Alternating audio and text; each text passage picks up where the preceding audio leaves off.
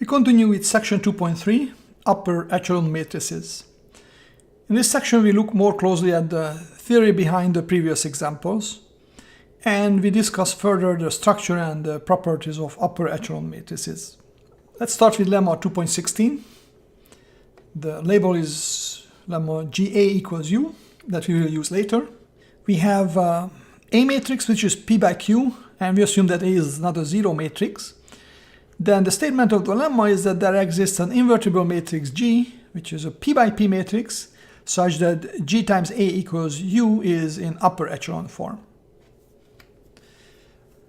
So we assume here that everybody knows the Gaussian elimination. This is not to prove that Gaussian elimination works. We assume that the process is known.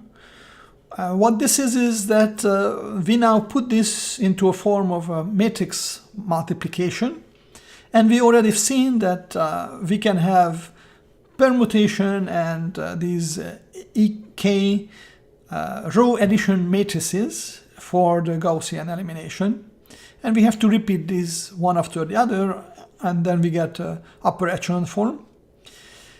Now we put these together, so we denote after the k steps, so we go row by row, column by column. So after k steps we have the k pivots. We don't always have to do both a permutation and row addition, but the nice thing about these matrices is that as a special case, the permutation matrix could be taken as an identity. That means that we really don't have anything there because the identity matrix doesn't do anything. And E matrices also, some of the E matrices can be just identity matrix, which means that you add 0 to a row. And then if we write this in this general form, that the permutation, then row addition, then permutation and row addition, then all these matrices are invertible, and that means that their product is also invertible. So if we just use this notation G for the product of these matrices, we get an invertible matrix, and we also get that multiplying A from the left with it produces the upper echelon form. So we are done with this lemma. Next lemma is about this upper echelon matrix, which we assume to be a P by Q matrix, P rows and Q columns, and having K number of pivots. Then we use these EJ column vectors that are the jth column vectors of the IP, P by P identity matrix. So these are really the standard unit vectors, by the way, as J goes from 1 to P. Then the statement of the lemma is that K is less than or equal to the minimum of P and Q. The second one is that the pivot columns of U are linearly independent. Third, the span of the pivot columns equals to the span of the standard unit vectors, the first K standard unit vectors, and that equals to the range of U. So more precisely then, what we have is that if K is less than P, the number of rows, then the range of U is the set of all matrices B0, where B is a K vector coming from the number of pivots, and below that we have all zero vectors, or all zero entries of size P minus K. Or if we have that K equals to P, we have the same number of pivots as the number of rows, then actually the range of U is the whole P vector space of scalars F. And then we also have that the first K columns of the U transpose matrix form a basis for the range of the U transpose matrix. So we prove this step by step. The first one, this first comes from the fact that there is at most one pivot in each column, Q, and at most one pivot in each row. And that means the maximum is P that we can have and Q. So for K, the number of pivots, we cannot have more than the number of rows or the number of columns, because we are using those up one by one as we go down one by one to get the pivot entries. the second one, the pivot columns of U are linearly independent. So let's denote with U1, UQ the columns, all the columns of U. And then for the pivots, they don't necessarily come like 1, 2, 3. So there are some indices. Let's denote the indices with I1, I2, IK. The indices of the pivot columns are between 1 and Q because we have a total number of Q columns. Then what we have is that the span of the pivot columns, UI1, UIK, is clearly a subset of the span of all the columns because we have more vectors here, so the span of more vectors can be more. But then we also have that we only have k non-zero entries in these, UI1, UIK. So that means that all you can expect is that we can recreate the vectors that have possibly the first k entries non-zero and the rest must be zero. So this is the case if k is less than p, because then what we have is some zero entries in these. And what we've shown here is that the range of U is a subset of this.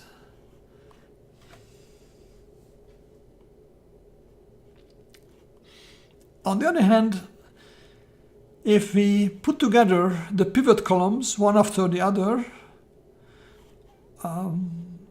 like UI1, UIK, what we get is a big matrix where the top part, since we are putting together the pivot columns one by one and the pivot entries go downward one by one, and under them you have zeros, and under the whole lower part of these pivot columns you have zero entries.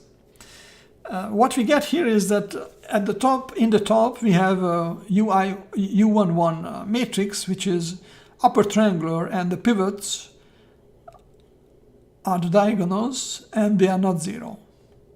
And we had a lemma before for this, saying that if this is the case, that we have an upper triangular matrix with non-zero diagonals, then this U11 matrix is invertible, and also the columns are linearly independent.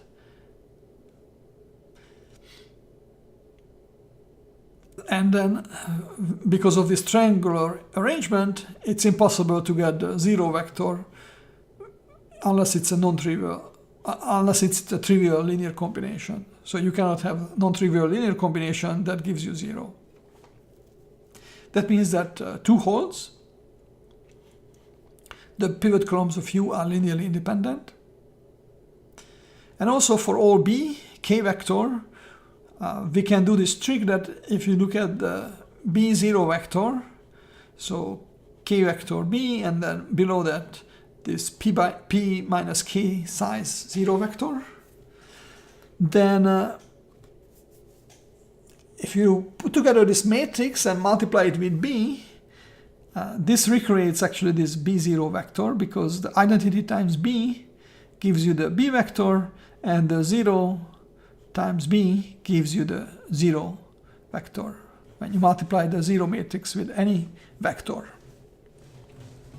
The reason why this is nice to have is because we have that U11 is invertible, and that means that its inverse, U11 inverse multiplied with U11, gives you the identity matrix.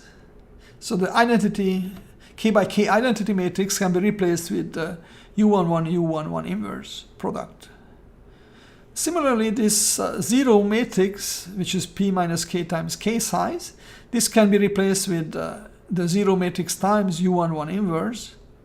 So U11 inverse has also k by k size, and then the dimensions match. But if you multiply with the 0 matrix, any other matrix, you're still left with the 0 matrix. So with this trick, then we kind of magically put the U11 inverse into this in front of B, and this can be then factored out from this block matrix that looks like actually a vector, but it's actually a block matrix. Again, you can check that if you multiply it back, that's how you get the multiplication. And then what we have here is actually all the the matrix of all the pivot columns multiplied by something which is a vector.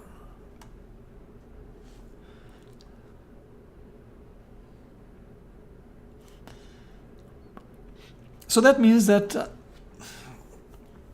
these B0 vectors, where B is a k vector of scalars and 0 is a p minus k vector of scalars or zeros, is a subset of not just this one, but actually if you have, instead of the pivot columns, you have the whole matrix U, then actually you get possibly a larger set. Ux might be larger than this set. But this is then the same as the span of these, and it's the same as the span of all the vectors, which is then the definition for the range of the U matrix. So with these two equations labeled with RU1 and RU2, we have inclusion both ways. And that means that these two sets, the B0 vector set and the range, exactly is the same. So we have 3A shown, that the range equals to the B0 vector space.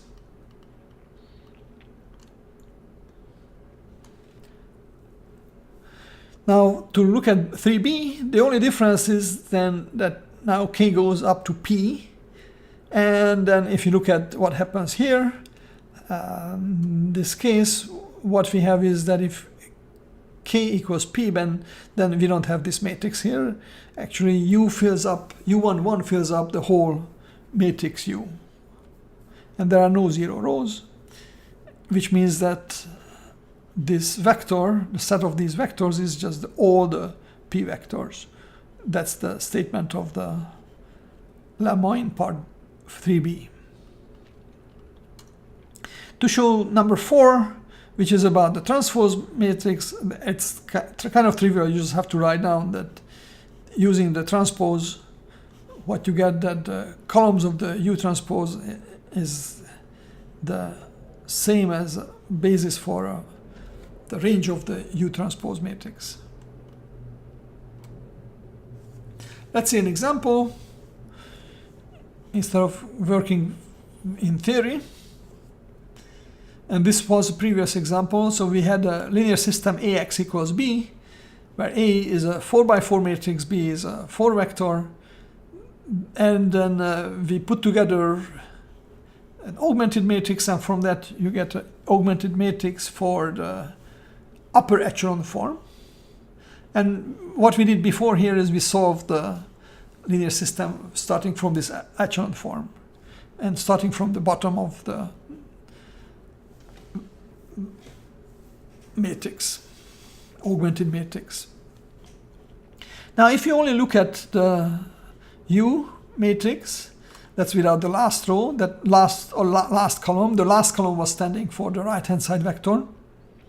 Then from this U upper echelon matrix, what we see is that we have two pivots, -1 and 1, and everything under it 0. And the first two columns are the pivot columns. So then this U110 matrix has this form, is -1 0 0 0 and 1 1 0 0. Then what the lemma says is that the range of U is just the set of vectors where B is a 2 vector and 0 is a 2 vector 0. So it means it has the form B1, B2, 0, 0, where B1 and B2 are scalars.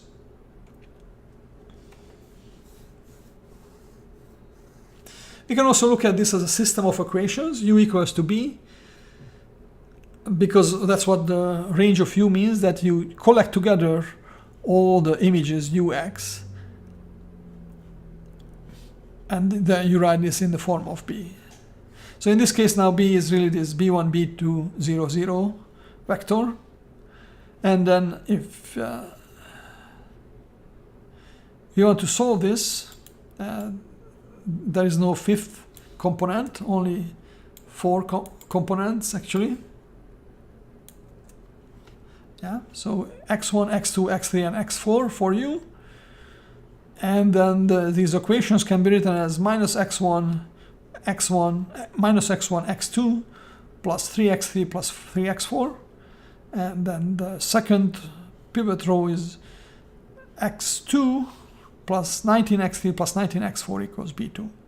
So this can be solved for any b1 and b2. First we solve for x2, the second equation, and for x1 the first equation. So that means that the range of u, which is the span of the column vectors, so u1, u2, u3, u4, really is just the span of these two vectors, u1, u2, the pivot columns.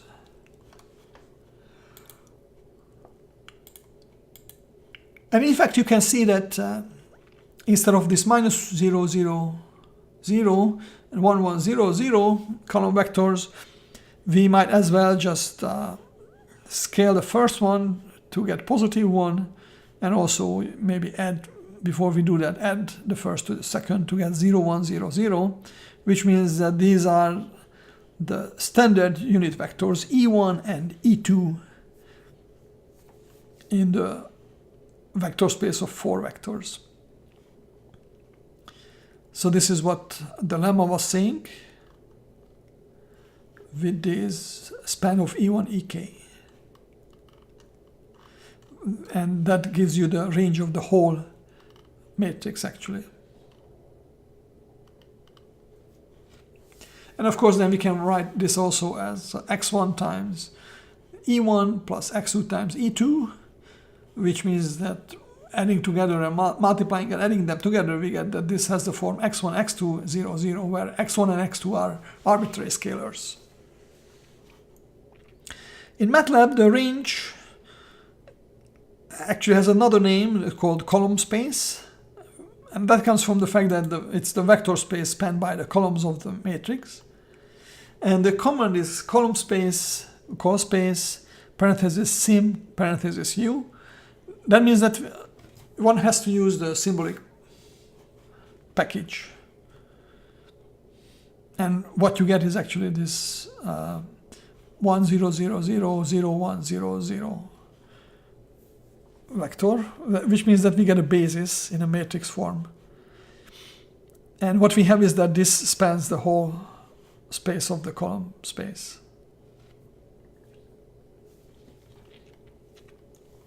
For the null space of U, we're supposed to solve ux equals 0 for all the possible x's. And this is similar to the previous solution, except now we set the right hand side 0.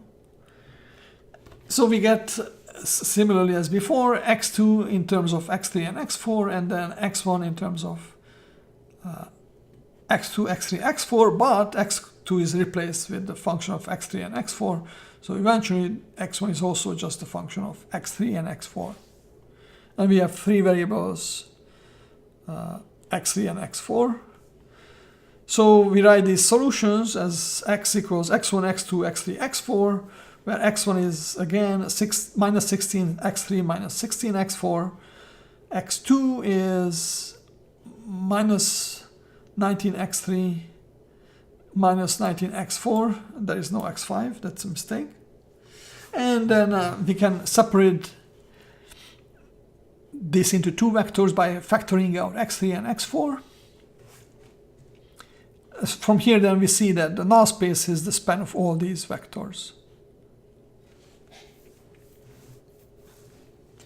In MATLAB, null space uses this null parenthesis u, and if you just use it like this for the U matrix, what you get is a lot of decimal numbers, and the reason for that is that these column vectors are normalized so that the length of these column vectors is 1. And this is nice for computations if the length of the vectors is 1 that we work with. Nice with computations with computers, but definitely not nice if you want to work on paper with pencil. To work with decimal numbers, it's not very nice. So for that, there is an option for the null space in MATLAB that uses rational numbers. or perhaps integers if we are lucky. So the way it goes is that it's not similar to this previous null command, except after the U matrix with comma you add in single quotes R that stands for rational numbers. And in fact, again, this last column is a mistake there.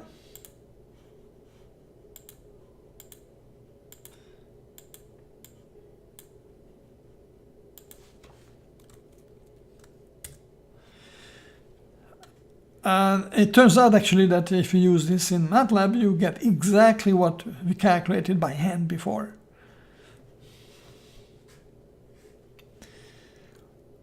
So there will be homework assignments in WebWork about that. For larger matrices, don't forget that at the bottom of the assignments, there is a link to CVS files with matrix entities. So you can use Excel to open those CSV files, and then it's very convenient to copy and paste the matrices into MATLAB. The next lemma is lemma 2.19. If U is a P by Q upper echelon form matrix with K pivots, then K is less than or equal to the minimum of PQ. Actually, that was already covered in the previous lemma, but this is repeated here to emphasize the same thing because it's related. And then we also have if K equals to the Q, the number of columns of U, then U is left invertible. And this is if and only if statement with the addition that in this case the null space of U is just the 0 vector.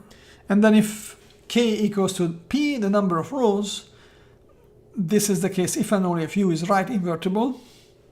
And this is the case if and only if the range of U is the whole FP vector space of P vectors. Again, the first part follows from the previous lemma.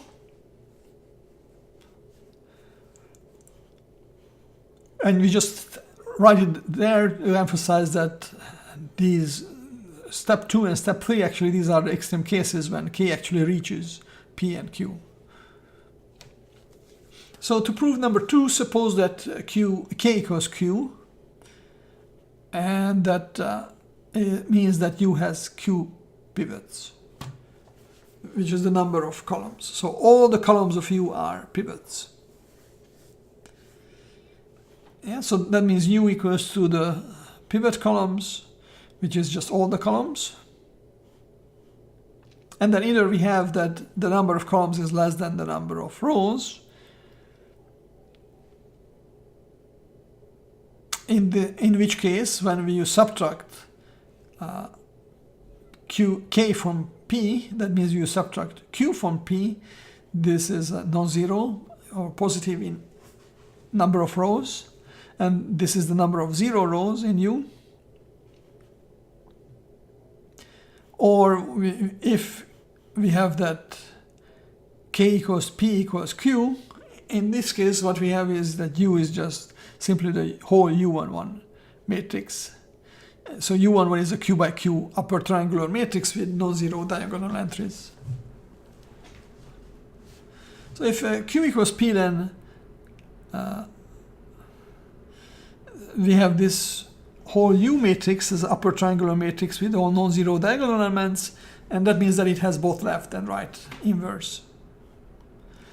On the other hand, if Q is strictly less than P, then again we have this U matrix with U11 upper part and 0 lower part of size P minus K times K, so that means P minus K 0 rows. And then what we can do is we consider this V matrix, which is putting together U11 inverse with some arbitrary Q times P minus Q matrix. V12 is the notation for it.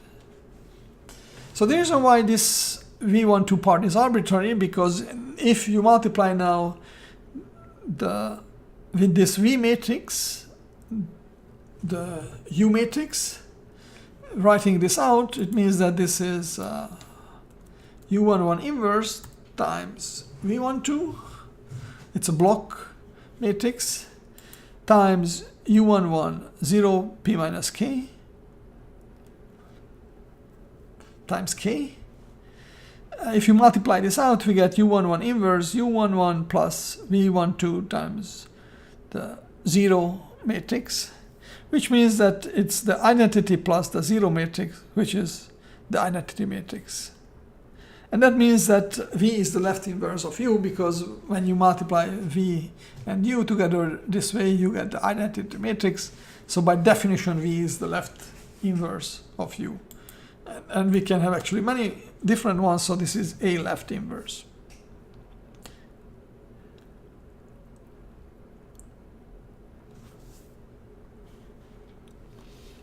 So what we have so far is that if K equals P, then U is left invertible.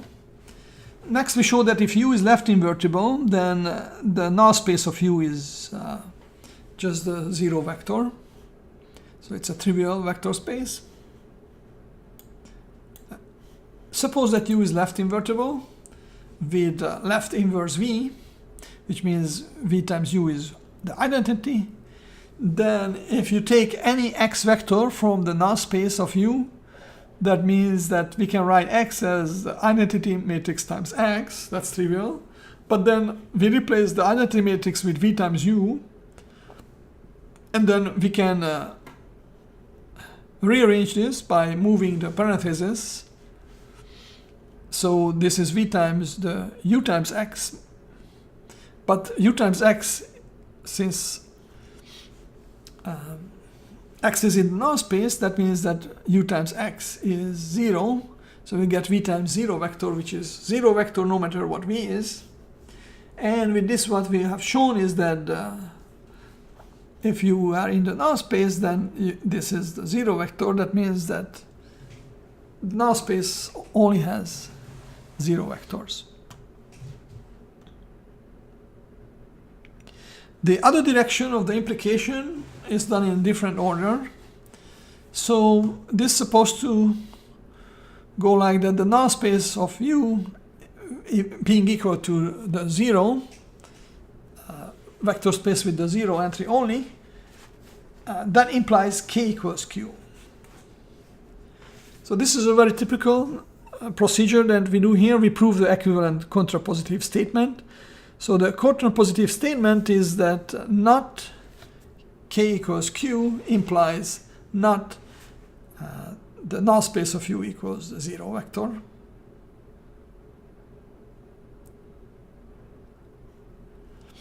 Which is equivalent to saying that the negation of K equals Q is that K is less than Q, because we already know that K cannot be larger than Q.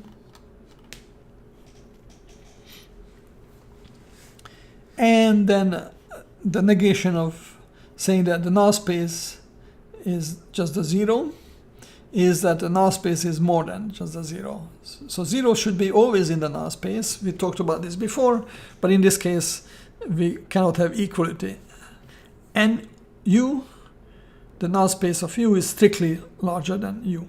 This is the contrapositive. Then we start from the assumption that what if K is less than Q? That means we have less than Q pivot columns. And that means that at least one of the Q columns is not pivot. Let's say that UR is not a pivot column. Then that means that this pivot column can be expressed as a linear combination of the previous columns for some coefficient C1, CQ. So this is the linear combination as we sum up from j equals to 1 to q, skipping the rth, cj times vector uj. We can rewrite this in a different form if, first of all, rearrange it so that ur is on the other side, and we get 0 on one side, and on the other side we have the linear combinations and then -1 times ur, which fits there because we skipped anyway the rth term here. So now we are adding an rth vector with -1 coefficient. Okay, so that means that this sum can be written as a row vector times a column vector, although this row vector is a vector of columns, but still this is how we do the multiplication, that u1 times c1, u2 times c2, and so on, ur times -1, and then uq times cq. And since we rearrange this to 0, that means that the other side is 0. But what this says is here is that u times a vector equals to the 0 vector, and that means that this vector is in the null space, and this is not the 0 vector, because definitely know that one component is -1. So that means that we prove that if k is less than q, then the null space is more than just the set of 0 vectors. So we prove the contrapositive. That means that the null space equals 0 implies that then k equals q. So with this, what we proved is this several implications. And it turns out that, well, let me go back and remind you that what we have to prove is this bijection statement, equivalence statement. But actually we don't have to do each of those, because we just went all around. The last part of the proof was that the null space of u is 0 implies k equals q. So with these parts of the proof, we went around, starting with k equals q. This implies that u is left invertible. This implies that the null space of u is 0. And then completing the circle, this implies that k equals q. So we have a full circle. That means that we can reach, starting from any of the statement, we can get to any other statement. And that means that all of these are equivalent. As we go around, each implies the other. So part 2 has been proven. And part 3 is again just a repetition of the previous lemma, in fact, except it's just rewritten to emphasize the similarity of the two statements. In any case, we go through the proof in a similar way like we went through the proof of this previous part, 3b. So for 3a, we start saying that if k equals p, then u is right invertible. That's what we will show. If k equals p equals q, then u turns out to be a k by k triangular matrix. So p and q are the same, and they're equal to k. So U is a triangular matrix with non-zero diagonal entries, and that means, according to lemma 15 from modulus 06, it is both left and right invertible, so it's invertible in general. If k equals p, but actually p is less than q, or q is larger than p, that means we have more columns than pivots. Then that means that there exists a q by q permutation matrix P, such that when you multiply u on the right, that interchanges the columns of u so that the pivots are concentrated on the left. So we just rearrange the columns. And this follows from the equivalent operation, because what we did before, we only worked with rows. Permutation matrices multiplying from the left changes the rows. So then you can easily see that if you multiply with the transpose of the permutation matrix, the transpose of u from the left, this is actually the same as multiplying u from the right. And then since the rows and the columns are interchanged in this case, this is the permutation of the columns of u. So what we do is we put all the pivot columns to the left and denote this with u11. And in this case we have p of them, p of those. So then on the left we have this u11 matrix, which is a p by p upper triangular matrix with non-zero diagonal entries. These are the pivots, the diagonal entries, and that means that u11 is invertible.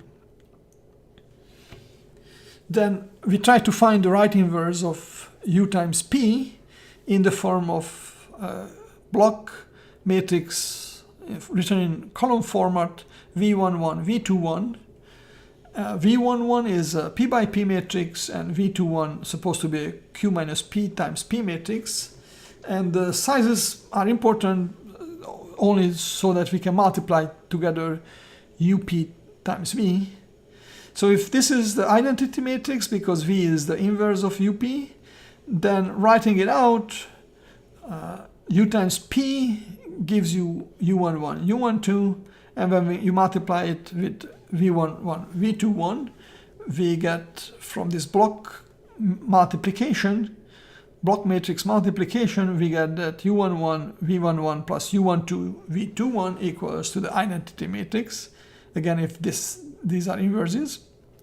And then we have that this is the case if and only if we can solve for V1 by taking this second term to the right hand side with negative sign, and since U11 is invertible, we can multiply from the left to get that V11 is U11 inverse times the identity minus U12 to V21. So going back, what we have is we have a format for the U11 component or V11 component of V matrix. And what we have is that this is the right inverse of UP. And that means that when you write out that this is U times P times V, and this equals to the identity matrix, that means P times V together is the right inverse of U. So with this we prove the part that K equals P implies U has right inverse. The next step is, again, we're going to go around in a full circle. So the next one is 3b, when U is right invertible implies that range of U is the whole space of P vectors. So if U is right invertible with right inverse V, so that U times V is the identity matrix, then it doesn't matter what P vector you choose. When you look at X equals to V times B as a new vector, when you multiply U with this X vector, this is U times VB, but this is U times VB because we can rearrange the parentheses. And then since U V is the identity matrix, that means this is the identity matrix times B, which is B vector. And that means that no matter what B is, so that's where we started here, that for any B, we can recreate B as U times X. That means the range of U is the whole P space. And then the final step is to get a full circle, is that range of U equals the vector space of all P vectors of scalars, imply that K equals P. Now, the proof of this, very important to understand what this is, it goes by contradiction. So the contradiction means that we show that the negation of this implication is false. We assume that the negation is true, and from this we get that it's false. And this is an implication. Remember that P implies Q is equivalent to not P or Q. And then that means that the negation of that, P implies Q, is the same as the negation of not P or Q, which is not P, that means P, and then or changes into and we have to negate Q. So it's P and not Q. So we assume that this is not true, the implication. That means that we assume that the first statement is true and the second is not true. So, and we again, this is impossible. The first statement was that the range of U equals to the set of all P vectors, the vector space of all P vectors. And the negation of Q is that K equals P. And this means that since K cannot be larger than P, the negation of K equals P is that K is strictly less than P. Okay, so then we assume that, again, that the range of U is the set of all P vectors. That means that there exists V P vectors such that U times V equals to EP for this special EP vector, that's also in the range, and that's the pth column of IP, the pth standard unit vector. We also assume that k is less than p. That means u has less pivots than p. And that means that the last pth row of u is 0 row. And that means that when you multiply from the left with this vector, which is all zeros except the last entry 1, this picks up the last row. This can be, by the way, also written as the transpose of the pth standard unit vector, because instead of a column vector we have a row vector, so that's why it's transposed. And this is a row vector, and it's the 0 vector. That means this equals to the 0 vector, and again, usually we write column vectors, but now we need the 0 row, so we have to transpose it. So here comes the contradiction, because we can write 1 as the multiple of EP transpose times EP. You just have to write out how you multiply a row vector with a column vector. You multiply entry by entry and add them together, but only the last one is 1. So you get 1 from here. Then, since the range of u is the whole p space, we assume that EP vector can be reproduced as an image under u, which means it's u times v. And then we multiply this by rearranging the parentheses. So we have EP transpose u times v, but we just got that EP transpose u is the 0 vector transposed, and when you multiply it with the v vector, you get a 0. So this is nonsense, because we get that 1 equals to 0. That means this assumption is false. That means the negation of our assumption is false. So that means this implication is true. And that means 3c holds. And again, we came to a full circle. First we proved that k equals p implies u is right invertible. Then we proved that this implies that the range of u is the whole p space. And then we now proved that this implies that k equals p. And that means that everything is equivalent to everything in this list of statements. The next lemma, if A is a p by q matrix, and we assume that the null space of A is just the 0, then P is greater than or equal to Q, which means that we have not less rows than columns. So the number of rows is greater than or equal to the number of columns. So from this previous lemma that says that, actually not the previous one, before that, the lemma that said that there is a G matrix such that GA equals U for some invertible matrix G, then from here we have that if the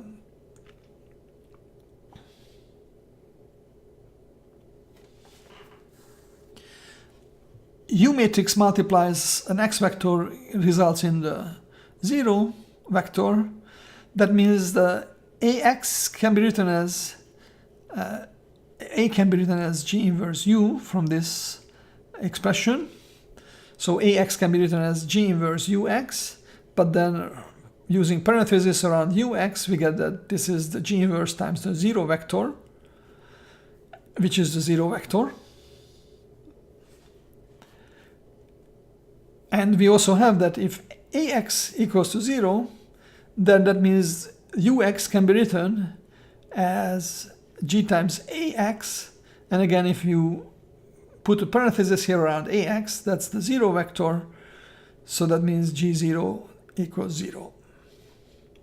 And what we get with this is that if X is in the null space of U, then X is also in the null space of A. And vice versa, if X is in the null space of A, then it's also in the null space of U. So that means AX equals 0 if and only if UX equals 0. The null space of A is 0 if and only if the null space of U is 0. And then putting this together with this lemma about the U matrix, we get that the null space of A is 0 if and only if the null space of U is 0, if and only if K equals Q. And then also from this lemma, we have that this K equals Q or Q equals K shouldn't be larger than P, which means that P is larger than or equal to Q. And we are finished with this lemma. So it's very nice to know that the null space of A is the same as the null space of its upper echelon matrix. This is not true for the range of A. The range of A is typically not the same as the range of U. The way we find the basis of the range of A is that we find the pivot columns of U. Let's say that these are I1, I2 through IK, the K pivots. Then we have to choose the corresponding columns in A. And that will form a basis of the range of A, which is also called the column space of A. And that will be as I said, the span of the column vectors of A that correspond to the pivots in U. And typically, the range of A is not the same as range of U. Also, the row space of A is defined as the vector space spanned by the rows of A. And this is the same as the range of A transpose. So in the practice, the basis of the range of A transpose is the row space of A, which is the pivot rows of U. But be careful, don't use the rows of A, because we might have some row interchanges with the permutations. So in A, the pivot rows are not the same place where the pivot rows in U. And in MATLAB, to get the row space, we use again the column space of the transpose of A. So don't miss this transpose notation, this prime notation for the transpose. And we also have to use the symbolic package to create a symbolic form of the A matrix. So let's see an example for finding the null space. A is this 2x3 matrix.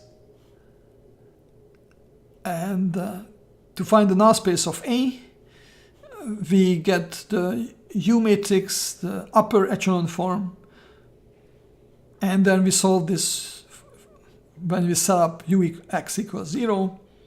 Starting from the second row, we solve for x2 in terms of the x3 free variable. Then we go back to the first row. The first row is 6x1 minus 8x2 plus 2x3. And here we replace x2 with minus 1/2 x3. So we get 6x1 plus 4x3 plus 2x3 equals 0. And then from here we get x equals to minus x3. So then x has the form, x3 is x3, x2 is minus 1/2 x3, and x1 is minus x3. We can factor out x3, we get minus 1, minus 1/2, 1. Or we can even factor out 1/2 to get nice integers, minus 2, minus 1, and 2. So that means then that the null space of U, which is the same as the null space of A, it's the span of this one vector, minus 2, minus 1, 2, because this vector forms a basis. To find the range of A, the pivot columns are the first two columns, but again, it's important that you have to choose the first two columns from A. So it will be the span of A minus 6 and minus A6, the first two columns. To find the range of U, note that K equals P equals 2. So we have two pivots and we have two rows. And of course, we can choose the first two columns as the basis for the null space of U, so for the range of U. But in fact, we have from the lemma that the range of U is the whole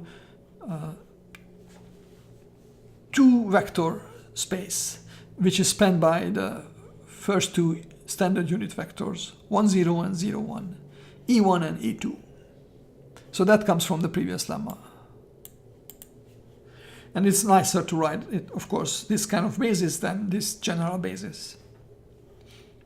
Then if we want to find the basis of the row space of A,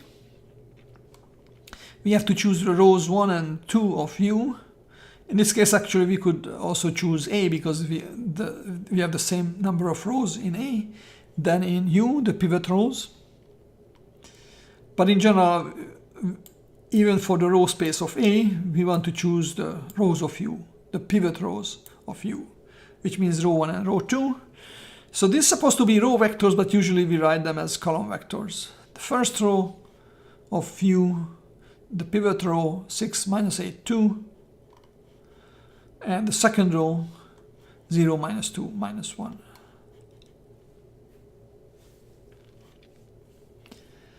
Note also that the upper echelon form is not unique.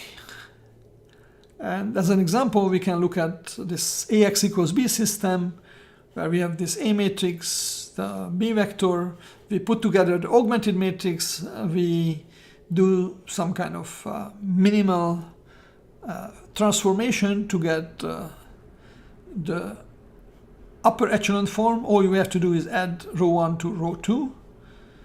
And this is what we get. And this is already in upper echelon form. So usually we stop there, but the definition of upper echelon form doesn't specify how exactly to get it. So for example, if we add minus 4 times the second row to the first row of U, we get this minus 4 times minus 2, 8, and then minus 8 that cancels out. And similarly, we get 4, 2, 6, and minus 4 plus 3, minus 1 here. And still, this is an upper echelon form.